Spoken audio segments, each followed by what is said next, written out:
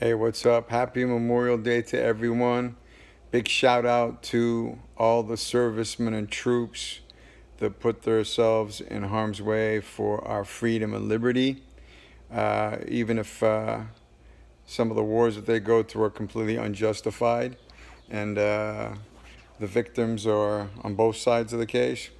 I just want to address a couple little things. None of you might even be on here watching this shit, but I might as well just put some shit out there.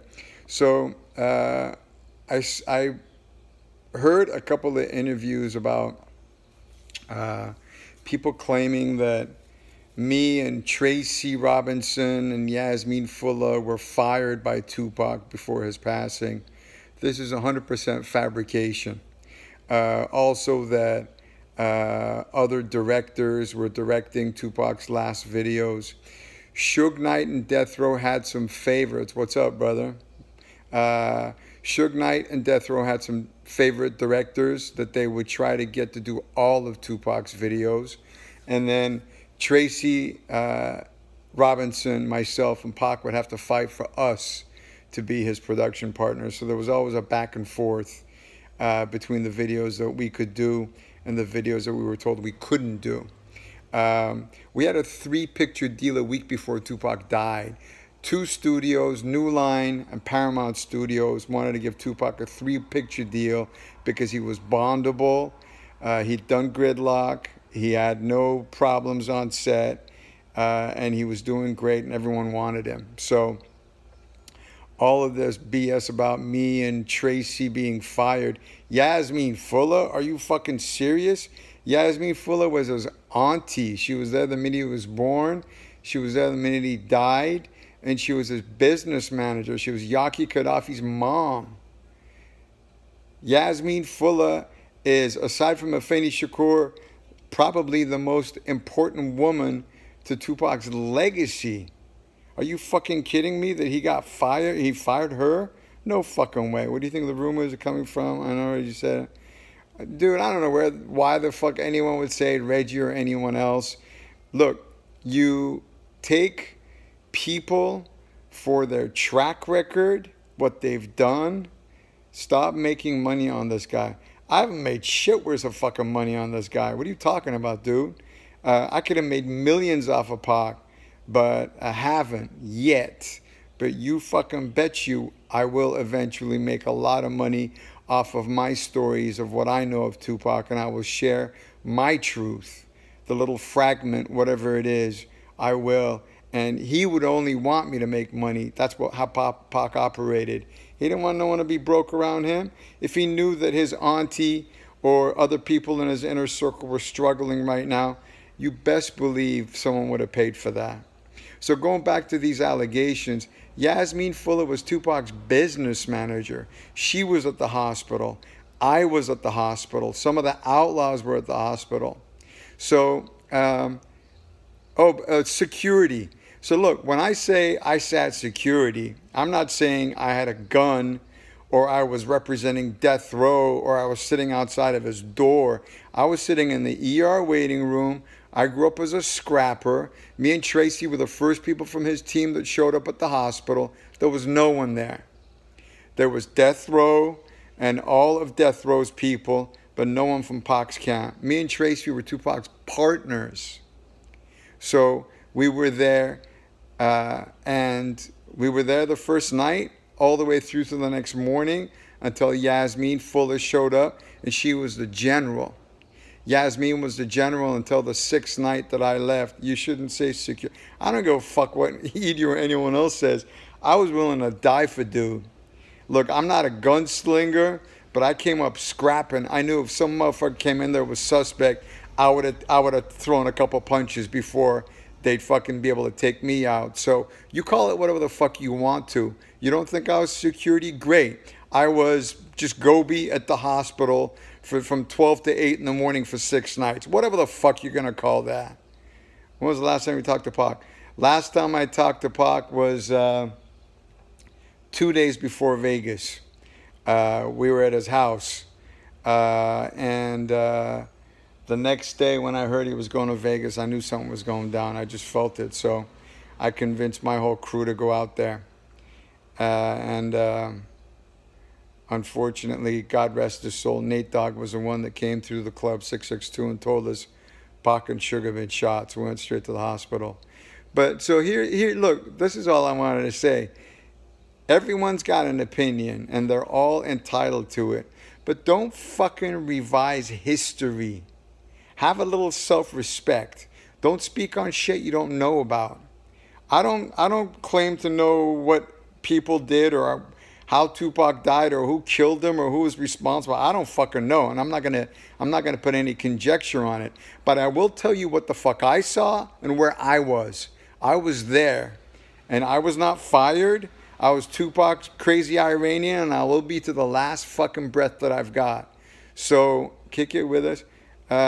Dude, I mean, it's gonna be a minute. I got a job I'm prepping in Arizona right now, so I got to start working on the budget. But all I'm saying is this: everyone's got a story. A lot of people have said, "Gobi, you weren't at the hospital. You were fired."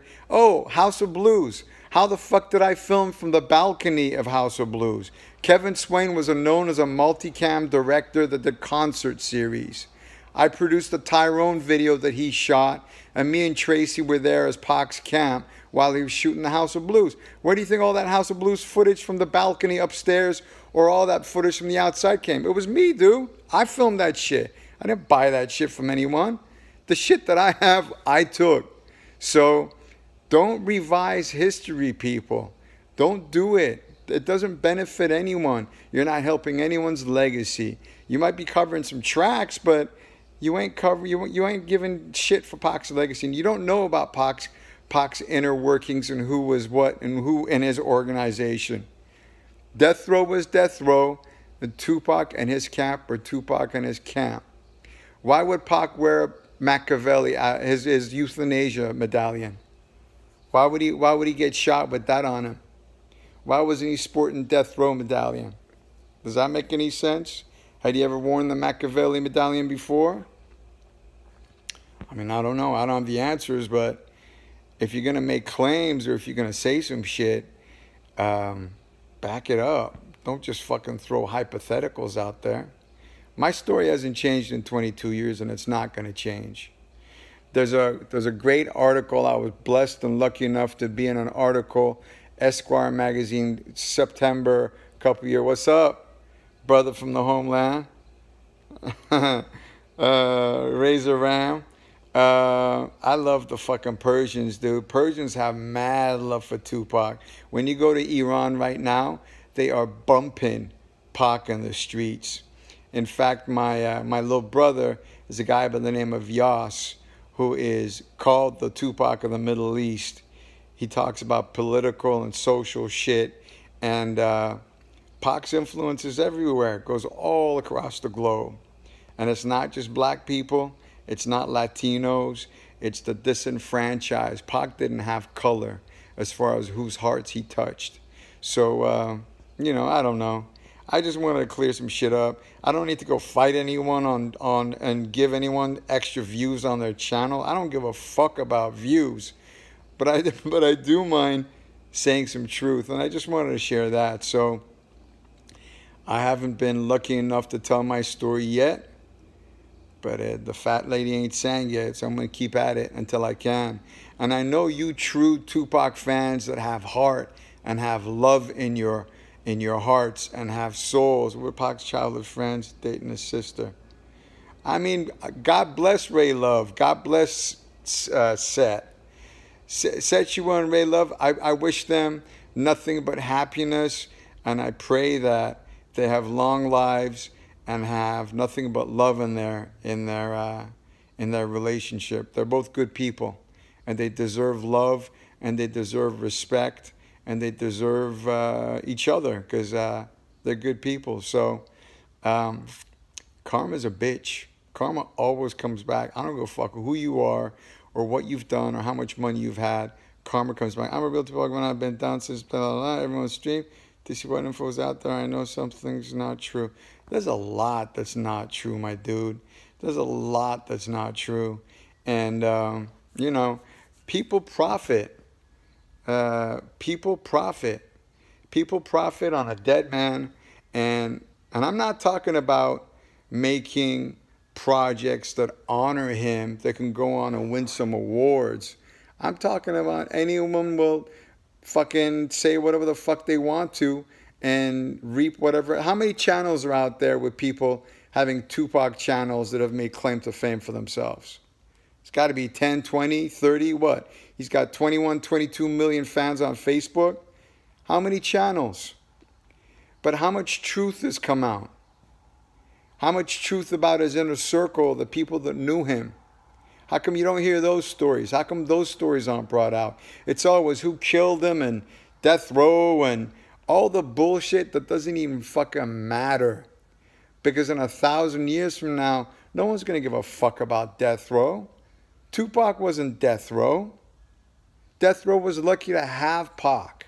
And Pac would have always been Pac regardless of death row. So, yeah, Pac used to fight to get money when he wasn't getting paid by his label. His movie checks weren't going to him. He had all kinds of drama. And he wanted autonomy. He wanted his own power. He wanted to build his own studio. He wanted to build his own record company. And he had the ability. He didn't need anyone. He wanted a team, but he wanted his team. And I think the thing that people forget is Pac was 25 when he died. My head was so fucking far up my ass when I was 25 years old. 25 and he had achieved all that. Imagine the fucking power that dude would have had he lived to be 30 or 35 or 40. The Jay-Z's and the Nas's and the 50s and the Eminems and what they've achieved wouldn't have been shit compared to what Pac would have been by now. That motherfucker would, I guarantee you, he would have won at least 3, 4 Oscars by now. He'd have a film studio, probably with me and Tracy, if we were still lucky to be a part of it. He would have had a big distribution company, clothing line, businesses, and he would have been in tech. I guarantee you Pac would have his own fucking Bitcoin right now. He'd have a cryptocurrency that would probably benefit all people of color around the world. And I'll tell you one thing else that I think he probably would have done. He would have done some journeys to Africa. He would have gone to the motherland and he would have done some projects over there. It's true, Tupac wasn't alive long enough to get money owed or... Dude, come on. I mean, look at the court records. Death Row had properties in Miami that were in his name. And then all the shit that he had was all lease. His cars, his house. It was all fucking lease. He didn't own shit. He died broke. And he was owed millions and millions, and his mom had to sue to get royalties and all. I mean, I don't have all the details, but I know the shit was ugly. Pac didn't have millions in his pocket. He didn't have anything in his pocket. He had the little chump change that they threw him, but that was it. So I don't know, you know. Oh, look. Look. Fucking piece of art by Mike Sijo off one of my pictures with the rose that grew from concrete. There's every fucking page on there. Dude's always with me. He's always with me. And he always will be. Anyway, I gotta bounce. West Side.